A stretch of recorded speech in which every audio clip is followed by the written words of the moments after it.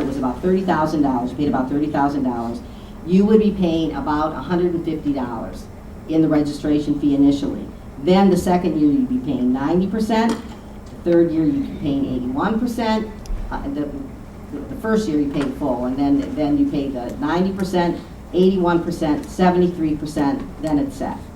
That was based on the assumption that the value of the car depreciates. That's why the vehicle registration went down. They're just simply eliminating that depreciation. So if you initially paid $150, and I think in the example at $150 it went down to around $115 by the time you got to the fourth year, that's not going to be true anymore. It will simply stay at the original. That's the way. So the basic initial vehicle registration fee is not increasing, but the depreciation is being eliminated, and that will raise $62 million. It will raise the annual fees for heavy commercial trucks, and that's going to raise $39.8 million. And there is a fairly significant increase in the registration fee for heavy trucks. And then there's going to be a surtax for hybrid and electric vehicles.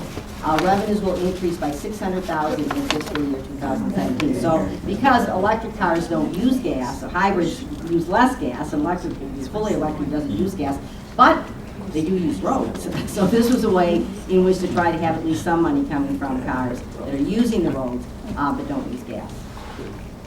So, new revenue summary. There's two slides in here that I think are the most important slides, and this is one of them, because this tells you exactly how much money is being raised from what. So the new revenue summary, increased sales use tax of 1% will raise an additional $1.5 billion approximately.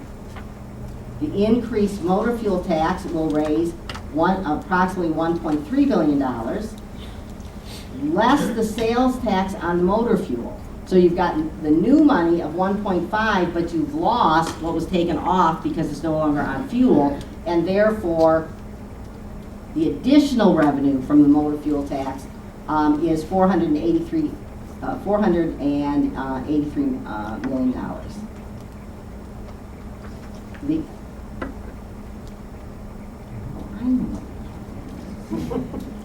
This is the old PowerPoint. I just finally figured it out. So I'm going to skip over this because we've updated. This has been updated. And what I'm going to do is I'm going to stick in. Can I do that? Is it possible for me to stick in the, I thought I just went over this last night and I know that this was not the order that they were in, but this had been very kindly set up when I came in and I didn't realize that it was the older PowerPoint. So right now? Is there a way? I've got the newer one and it's in my purse. Maybe while we're doing this, this has some of those same figures on it. So what I'll do is I'll go over the handout now, and then if we're able to get back to the PowerPoint, I'll show you a couple of the slides on there. But this does give you a summary of the basic finances related to the proposal. So I'm not going to reread that proposal. It's a mouthful. We'll just look at what the major changes are in terms of the financing. The sales tax is going to increase by approximately $1.5 billion. Removing the sales tax on motor fuels will cost $829 million, and therefore the total sales tax increase is $730 million. That's what people will be paying over and above what is being paid now. The increase in the transportation taxes, the increase in the motor fuel tax rate will replace the existing 19 cents, 15 cents on diesel, with a wholesale tax based on the average gas price adjusted annually for inflation, beginning at 41.7 cents a gallon. Sales tax, which would be 16 cents a gallon if it's $3 as the pump price is eliminated, that raises $1.3 billion. It increases vehicle registration fees. The car's fee is based on the list price and ranges from $33 to $155. So you can see that the example that I gave you, which is the example that they used in the Citizens Research Council, which is if you paid $150, that's the highest that people pay. But some people pay $33. So the most increase that it would be somewhere around $35 or $40 when you've eliminated the discount. But it's much less if the car is cheaper and the initial registration fee was cheaper. I think we're all set there. Okay, great, thank you. I'll just finish going over this anyway, as long as we are looking at it.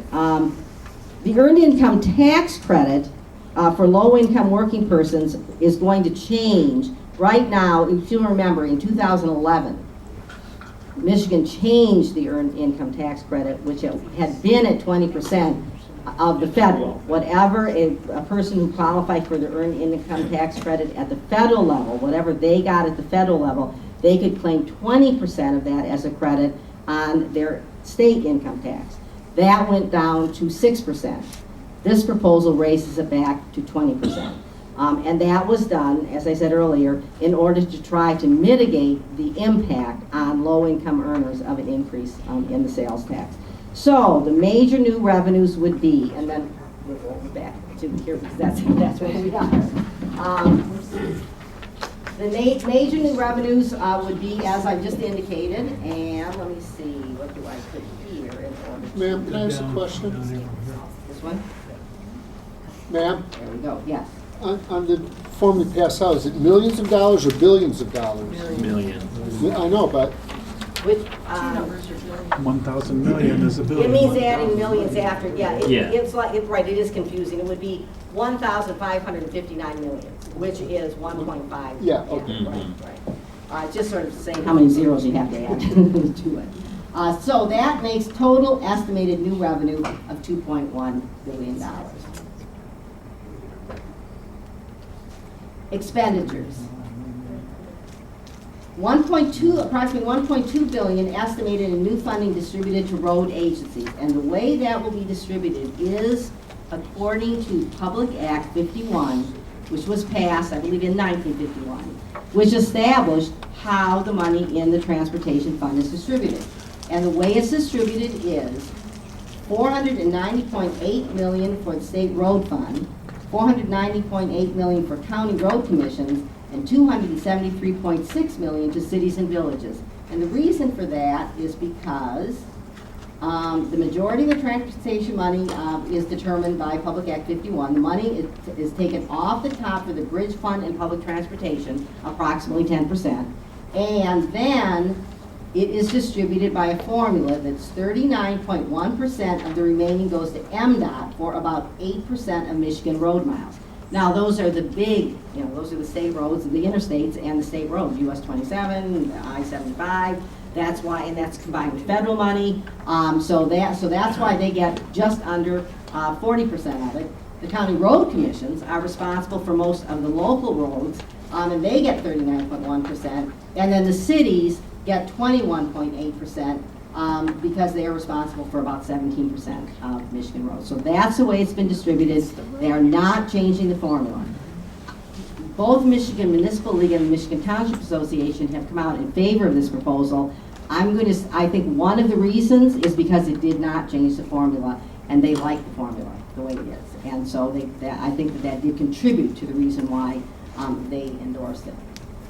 Money not in the transportation fund, such as the general fund, is spent differently. For example, in April of 2014, legislators decided where to spend $115 million in road repairs. That was money that came from the general fund, and they can decide what they want to do with it. In addition to that, $116.1 million in increased funding for public transportation. It follows the traditional formula for Michigan that Michigan is used forever. So they're not changing what's going to public transportation. That's what we've been doing. The earned income tax credit.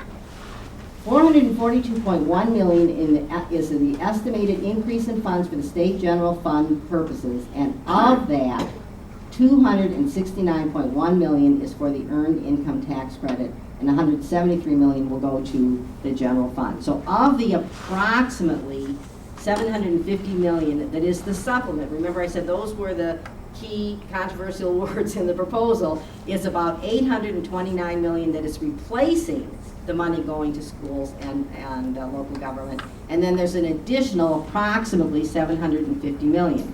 And of that, approximately $270 million of that is going for to increase the earned income tax credit, because that's money the state won't be receiving anymore. The earned income tax credit dropped from 20% in 2011 to 6%. This will be for the average person who qualifies for the earned income tax credit. That will equal a $446 average credit. And as you know, when you do your income taxes, which we're all in the process of looking at right now, that a credit is something that gets subtracted directly from what you owe. A credit is the most useful for someone when you're paying your taxes, because it's not just something that you get a percentage of value for, it's something that is actually taken off what you owe the government. So currently it's 138 and it would increase to 446. If the earned income tax credit was not increased, those earning $20,000 or less would see a $94 tax increase, according to the Michigan League for Public Policy, which generally looks at the impact of proposals on low and middle income persons, among other things. And they actually are, we don't have this on here yet, but they actually are another group that has endorsed this proposal at this point. Okay, the expenditures continue. $200 million per year in increased funding going to local public schools. $40 million is earmarked for activist programs. 1% sales tax increase would replace the $752 million that is currently generated by the sales tax. You'll see that's a different figure because it's a different agency. I think these were taken from the Senate agency, and they're all estimates. Universities could not receive money from the school aid fund. Funding could only be used for local public schools and community colleges. That's a controversy that's developed in recent years because for the last couple of years the legislature has taken money out of the school aid fund for universities, which they legally can do but had not done in the past. This is the current makeup of the school aid fund sources, and you can see that the sales tax is a very large part of the money that goes into the school aid fund.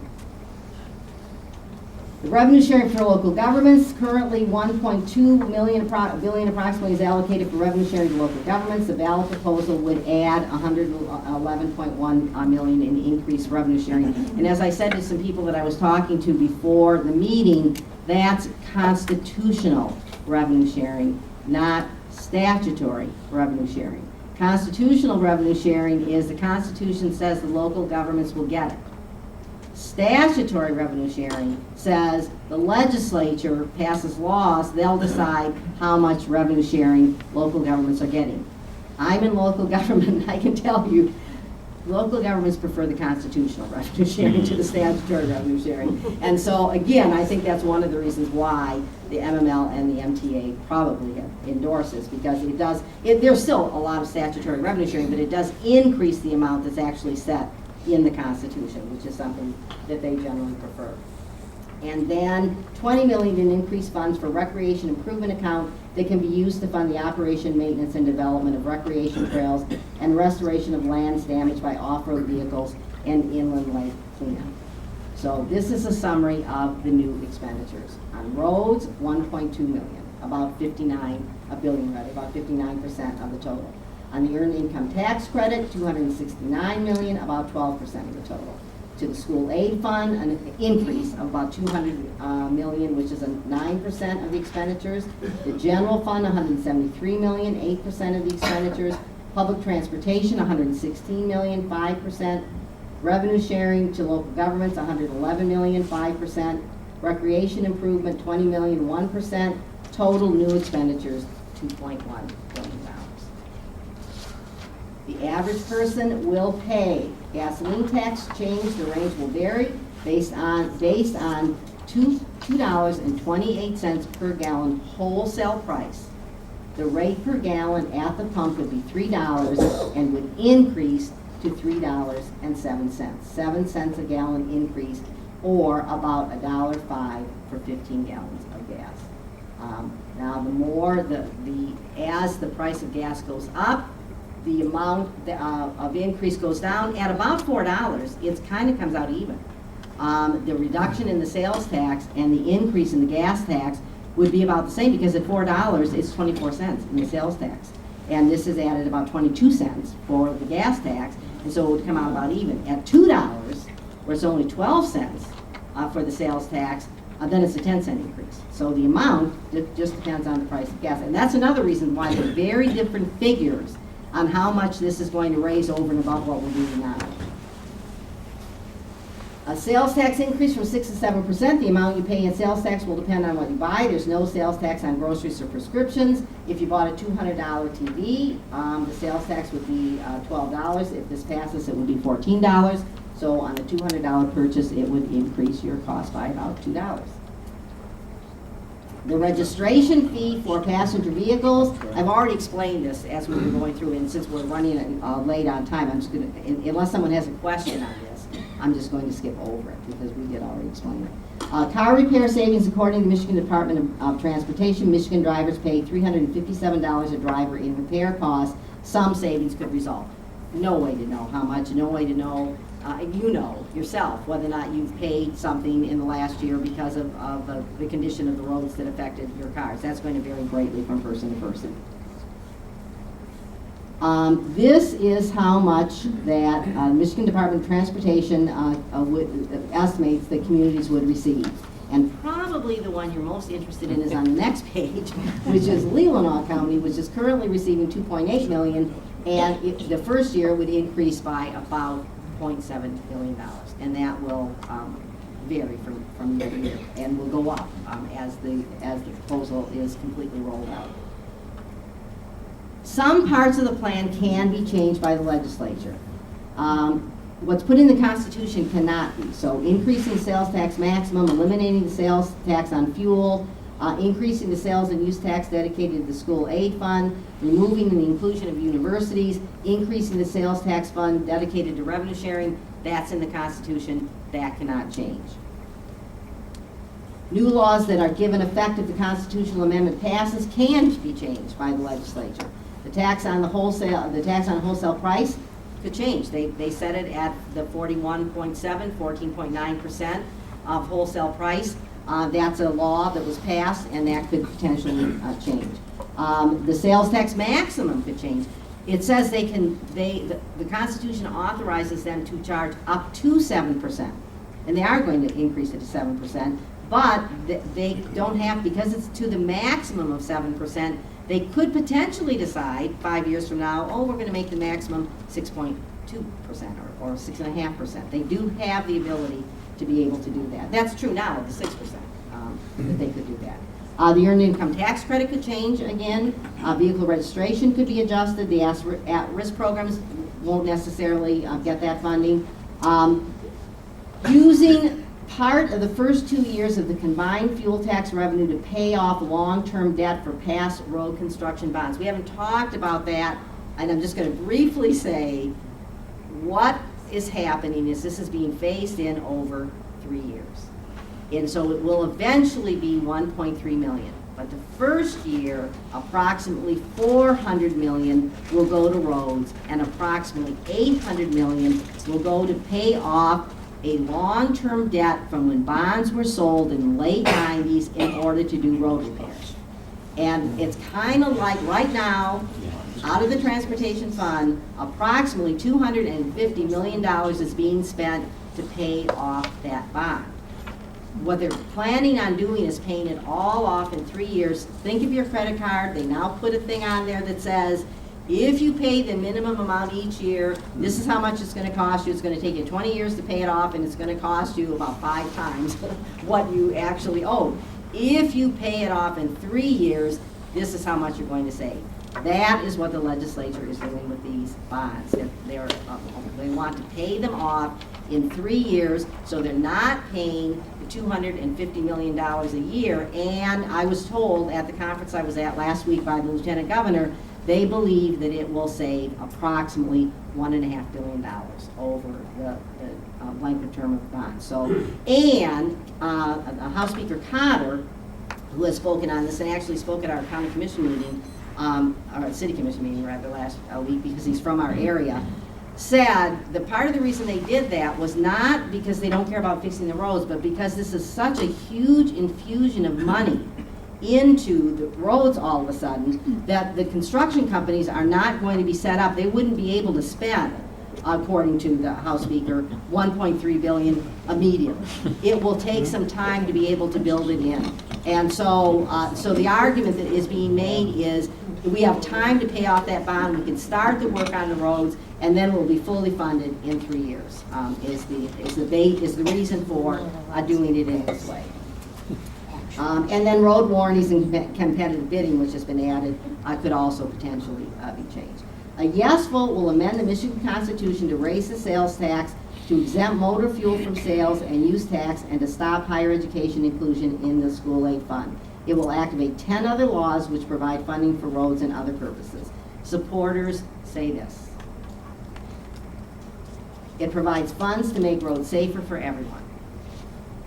It guarantees all taxes paid at the pump go to transportation. It guarantees constitutional funding for education goes where promised and doesn't take money from schools or local government. It restores the earned income tax credit for working poor to 20% of the federal credit, offsetting increased taxes. It requires road builders to provide warranties on roads they build.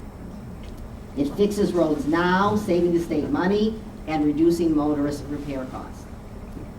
Yes vote supporters include the AFL-CIO, Business Leaders for Michigan, the Detroit Regional Chamber of Commerce, the governor and some Michigan legislators, the Michigan Environmental Council, the Michigan League for Public Policy, the Michigan Municipal League, which is the group that represents cities and villages, the Michigan Sheriff's Association, the Sahara Club, Small Business Association of Michigan, and as I said, I also know the Michigan Association of Counties and the Michigan Township Association also have recently come out and endorsed it.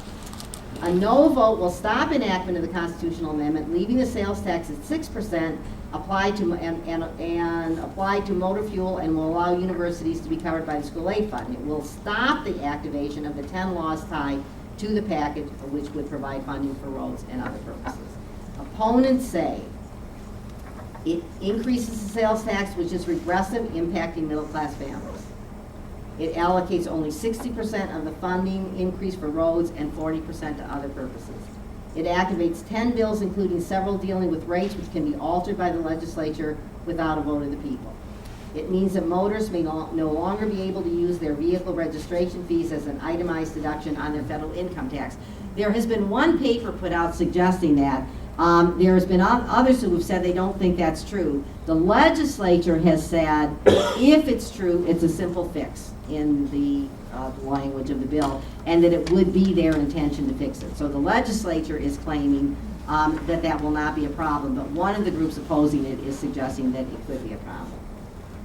No vote supporters include Citizens Against Middle Class Tax Increases, the Coalition Against Higher Taxes and Special Interest Deals, Concerned Taxpayers of Michigan, the National Federation of Independent Businesses, Protect Michigan Taxpayers.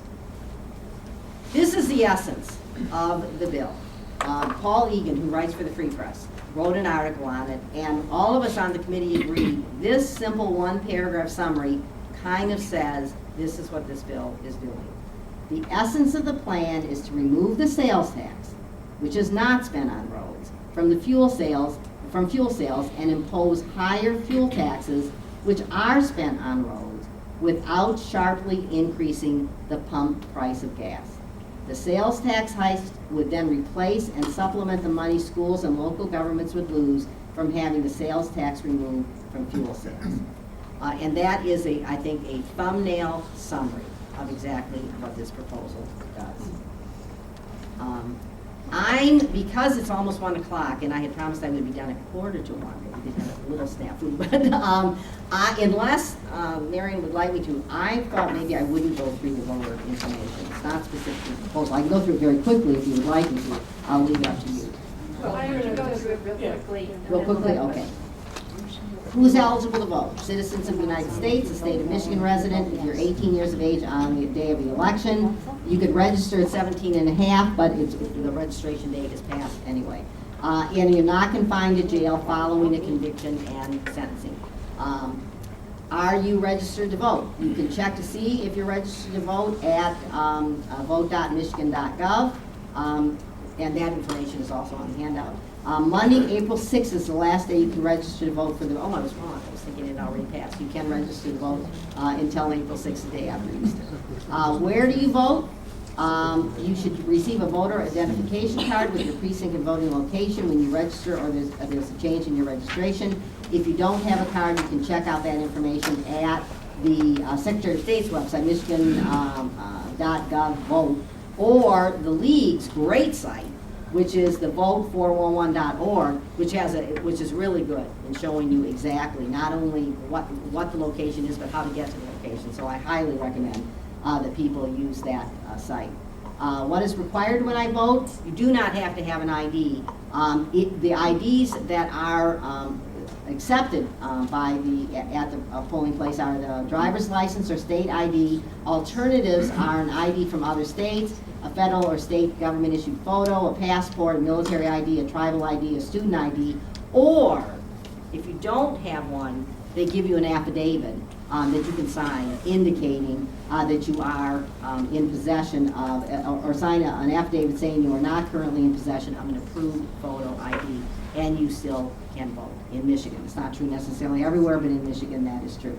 How do I vote absentee? Absentee ballots are offered for all elections. For the May 5th election, they should be available by March 21st. That's the date I was thinking of, was the voting by absentee. You may vote by absentee if you're unable to attend the polls without assistance, are over age 60, expect to be absent from the city or township the day of the election, are in jail awaiting arraignment. If you haven't actually been found guilty yet, you can still vote. If you've been found guilty of something and are in jail, then you can't vote. You're working on the election or are unable to attend the polls because of religious reasons. You can fill out an application for absentee ballot and mail or take to your local clerk's office. The application can be downloaded at michigan.gov. What other candidates or issues will be on the ballot? Some local communities could have put something on the ballot. We have none in Mount Pleasant. Is there anything else on the ballot here? I don't think there are other places that are putting things on the ballot. And then you can go to vote 401 in order to check what's on. Where can I get more information? All those websites are on the handout that I gave you. The one that I think is particularly good, of course we think the league material is good, but the other one that I think is particularly good is the Citizens Research Council. It's about a 32-page analysis, very in-depth, and gives you a great deal of information, perhaps more information than you're necessarily looking for, but if you really are interested in the details, they do a very, very good analysis. We are a nonpartisan organization. We never support or oppose a political candidate or party. To join, you can learn more by going to the League website. Are there any questions? So, and also I'll leave it to the League locally to decide how much time you want to devote to questions. Are there questions? Could you put that math where it said it was 228 gallon, and then it's going to go to 307, but then after 15 gallons somehow it's only increased by $1.05 or $1.07. My estimation is more like 228 to 307, and it's really more like $11 or so. Right. I think. I mean, That is not making sense. Could you put that slide up and try to make sense of it, please? Can I get to the slide?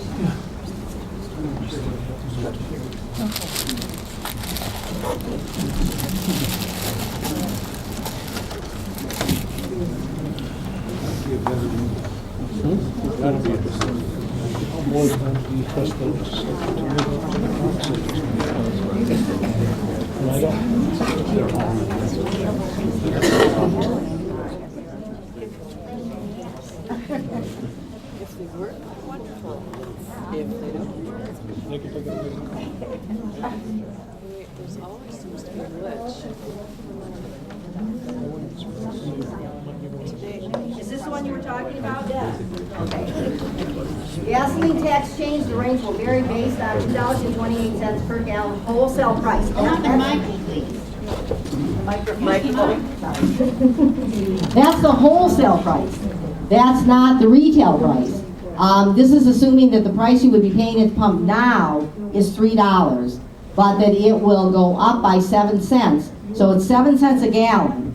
And then the example is just trying to say, so if you bought 15 gallons, it would go up by $1.05. I didn't do the math. I'm assuming 15. That 7 cents times 15 is 105. So $1.05. So yeah, that was just trying to give one example. It just depends on how much you're buying. Yes. They're not comparing apples to apples, so. On this What is this handout, now? it says increased portion. What is it now? They're not telling. Is there a definite percentage of wholesale price, or is it just retail? Well, it's It just is, based there on is a $3 percentage, a I think right now it's about 60 of the sales tax. The Constitution sets that.